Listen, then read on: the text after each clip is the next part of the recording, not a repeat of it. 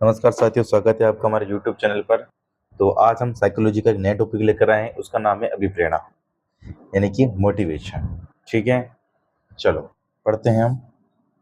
Motivation अंग्रेजी भाषा का शब्द ही जिसकी उत्पत्ति लैटिन भाषा के मूवर से हुई है, जिसका अर्थ है गति करना। मूवर्स यानी कि गति करना। आपको मैं अंदर कुछ मोटिवेशन दूंगा तो आप गति करोगे, आपका मन गति करेगा, अपना पढ़ाई में लग जाओगे, तो गति कर रहे हो ना। ठीक है,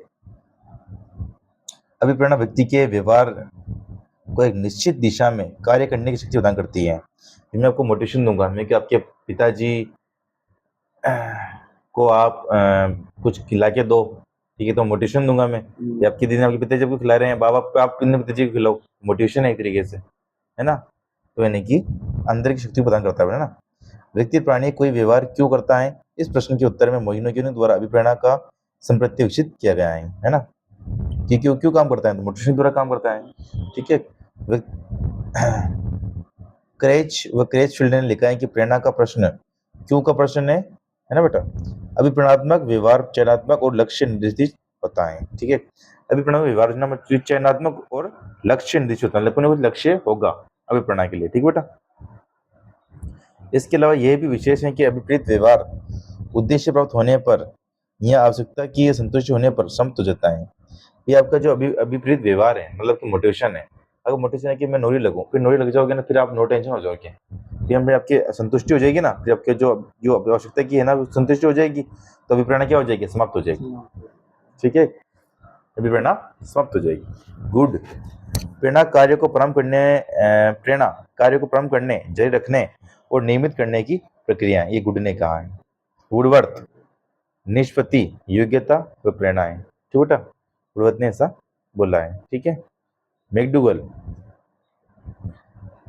अभिप्रेरणा वे शारीरिक व मनोवैज्ञानिक दशाएं हैं जो किसी कार्य को करने के लिए प्रेरित करती हैं। ये मैकडूगल ने दी है बेटा। ठीक है, मैकडूगल ने कितनी मूल प्रेरित बताई बेटा, 14 मूल प्रेरित बताई हैं। ठीक है, अरे देखो अभिप्रेरणा के प्रकार, सकारात्मक अभिप्रेरणा एवं आंतरिक अभिप्रेरणा। देखो, एक नकारात्मक होती है, एक बाह्य अभिप्रेरणा होती है बेटा, है ना। देखो, सकारात्मक अभिप्रेरणा व्यक्ति में स्वयं उत्पन्न होती है, अतः इसमें व्यक्ति किसी कार्य को अपनी मर्जी से ही करता है। ठीक है, सकारात्मक अभिप्रेरणा कैसे उत्पन्न होगी, जैसे कि रवि के अंदर है, रवि को पता है कि अपने घर की कंडीशन खराब है, तो अपने ऑटोमेटिक ही ये पड़ेगा। ठीक है, बाह्य अभिप्रेरणा व्यक्ति को किसी दूसरे की इच्छा या प्रभाव के कारण किसी कार्य को करने के लिए अभिप्रेरित करती है ना। जैसे कि प्रशंसा, निंदा, है ना, ये सब क्या है, बाह्य अभिप्रेरणा है बेटा, है ना। निंदा, पुरस्कार, ये सब क्या बेटा, बाह्य अभिप्रेरणा है ना। ठीक है, आगे देखो। देखो बाह्य अभिप्रेरणा, ठीक है, जो किसी दूसरे की इच्छा या प्रभाव के कारण किसी कार्य को करने के लिए अभिप्रेरित होते हैं। जैसे कि तुम्हारे घर वाले समझाएंगे बेटा पढ़ ले, तो तुम दूसरे के हिसाब से पढ़ रहे हो, दूसरे तुम्हारे अंदर क्या डाल रहे हैं, मोटिवेशन। ये तो तुम्हारी प्रशंसा करेंगे हो कि बोला अच्छा रवि अच्छा है ना, रवि अच्छा पढ़ता है। ठीक है, तो अच्छे अच्छे के चक्कर में आप पढ़ोगे, ठीक है, कोई आपकी निंदा करेगा नहीं तो। ठीक है, और यूं है यूं है यूं है, तो फिर तो भी आप पढ़ोगे वो जवाब देने के लिए। ठीक है, और पुरस्कार वो मिलेगा तो भी आप पुरस्कार पढ़ने के लिए भी पढ़ोगे आप, है ना। अभिप्रेरणा उत्पन्न करने वाले कारकों को अभिप्रेरक या मोटिव कहा जाता है बेटा, है ना। ठीक है, ये दो प्रकार के होते हैं बेटा, आंतरिक और बाह्य अभिप्रेरक। ठीक है, देखो आंतरिक अभिप्रेरक शारीरिक व जैविक अभिप्रेरक होते हैं बेटा, जैसे भूख, प्यास, नींद, काम, ये आंतरिक है, अपने अंदर के हैं ये ना।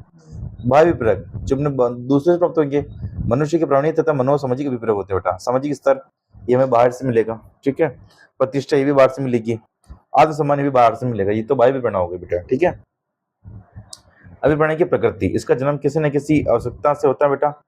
ठीक है, अभिप्रेरणा व्यक्ति को तब तक क्रियाशील लगती है जब तक उद्देश्य की प्राप्ति न हो, उद्देश्य की प्राप्ति नहीं पर वो खुद ही समाप्त हो जाएगी। ठीक है, अब उद्देश्य क्या था, ये नौकरी लगना, फिर नौकरी जिस दिन लग जाओगे, जिस दिन अभिप्रेरणा आपके अंदर रहेगी नहीं। ठीक है, गेसल के अनुसार अभिप्रेरक बेटा क्या है, गैसलो है ना, गैसलो नहीं है, मेस्लो है, मेस्लो सॉरी, क्या है, मेस्लो है ये ना। मेस्लो के अनुसार अभिप्रेरक है ना, दो प्रकार के होते हैं बेटा। ठीक है, जन्मजात अभिप्रेरक और अर्जित अभिप्रेरक। ठीक है, जन्मजात व्यक्ति में जन्म के साथ उपस्थित होते हैं, और ऐसे अभिप्रेरकों को जैविक या शारीरिक अभिप्रेरक कहते हैं बेटा, जैसे भूख, प्यास, नींद, काम, ये जन्मजात हो गए। अर्जित, जो आप अर्जित करोगे, ये प्रतिष्ठा सामाजिक हो गई। ठीक है ना। आगे देखो, थॉमसन ने भी दो बताया बेटा, स्वाभाविक और कृत्रिम। स्वाभाविक वही जो कि जन्मजात होते हैं, कृत्रिम वही जो पाएंगे। ठीक है, गैरेट के अनुसार 3 प्रकार के होते हैं, जैविक अभिप्रेरक वही भूख प्यास नींद काम, मनोविज्ञानिक अभिप्रेरक के अंदर भय व प्रेम आ गया, और सामाजिक प्रेरक के अंदर वही प्रतिष्ठा मान सम्मान प्रशंसा। ठीक है। अभिप्रेरणा चक्र, अभिप्रेरणा की प्रक्रिया को स्पष्ट करने के लिए देखो, आवश्यकता नीड, किसी भी चीज का अभाव होने पर उसकी आवश्यकता उत्पन्न होती है बेटा। इसमें आवश्यकता 2 प्रकार की होती है बेटा। देखो, शारीरिक आवश्यकता है ना, भोजन जल वायु की आवश्यकता में पड़ती है। ठीक है, शारीरिक हो गई बेटा, जैविक हो गई है। मनोसामाजिक जैसे कि आत्मसम्मान, सामाजिक स्तर, प्रतिष्ठा, ये मनोसामाजिक आवश्यकता होगी बेटा, है ना। चालक, अंतर्नोद या प्रणोद, प्रणोद उस शारीरिक अवस्था को कहते हैं जो किसी आवश्यकता से उत्पन्न होती है ना।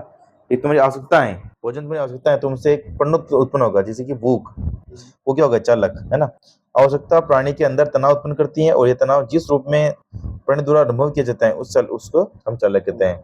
तो तुम्हें आवश्यकता किसकी है, भोजन की, तो ये तो आवश्यकता हो गई, लेकिन तुम अंदर चालक उत्पन्न होगा, वो कौन सा उत्पन्न होगा, भूख, तनाव उत्पन्न करिए ना, भूख, मेरे को तो भूख लग रही है, मेरे को तो भूख लग रही है, मेरे को भूख लग रही है, ये तनाव उत्पन्न कर रही है। ठीक है, ये चालक आवश्यकता की पूर्ति है तो प्राणी को क्रियाशील करता है। ठीक है। देखो, प्रोत्साहन, इंसेंटिव, इसे उद्दीपन भी कहते हैं। तो प्रोत्साहन बाहरी वातावरण से प्राप्त करने वाली वह वस्तु है जो प्राणी की आवश्यकता की पूर्ति करती है और आवश्यकता से उत्पन्न चालक को शांत करती है बेटा, प्रोत्साहन। ठीक है। देखो, प्रेरक अभिप्रेरक, ये व्यापक शब्द है जिसके अंतर्गत तनाव, अभिव्यक्तियां, रुचियां और स्थायी उद्दीपक आते हैं बेटा, है ना। फिर देखो, अभिप्रेरणा के सिद्धांत किसने दिए, तो मूल प्रवृत्ति सिद्धांत किसने दिया, मैकडूगल ने। प्रोत्साहन सिद्धांत किसने दिया, बॉल्स और कोफमैन ने। ठीक है, अभिप्रेरणा के सिद्धांत है ना। शारीरिक क्रिया का सिद्धांत किसने दिया, मॉर्गन ने, है ना। आवश्यकता पदानुक्रम का सिद्धांत किसने दिया है, अब्राहम मैस्लो ने। किसने दिया, अब्राहम मैस्लो ने। ये पूछता है आवश्यकता पदानुक्रम पूछता है बेटा, अब्राहम मैस्लो। ठीक है। अभिप्रेरणा के लिए सबसे महत्वपूर्ण आवश्यकताओं को माना है, मैस्लो ने आवश्यकताओं को एक विशेष क्रम में प्रस्तुत किया बेटा। ठीक है, अब वो देखो विशेष क्रम ये रहा, है ना, मैस्लो का। देखो, जैविक दैहिक आवश्यकताएं बेटा, भूख प्यास नींद काम आएगा इसके अंदर। फिर देखो, सुरक्षा की आवश्यकता बेटा, क्या आएगा इसके अंदर, कपड़ा मकान। ठीक है। सामाजिक आवश्यकता के अंदर स्नेह प्रेम अपनापन रहेगा। सम्मान की आवश्यकता के अंदर सामाजिक प्रतिष्ठा आ जाएगी, और श्रम सिद्धि के अंदर आत्म यथार्थता आ जाएगी बेटा। तो निम्न से उच्च की ओर चलता है बेटा, ऐसे, है ना।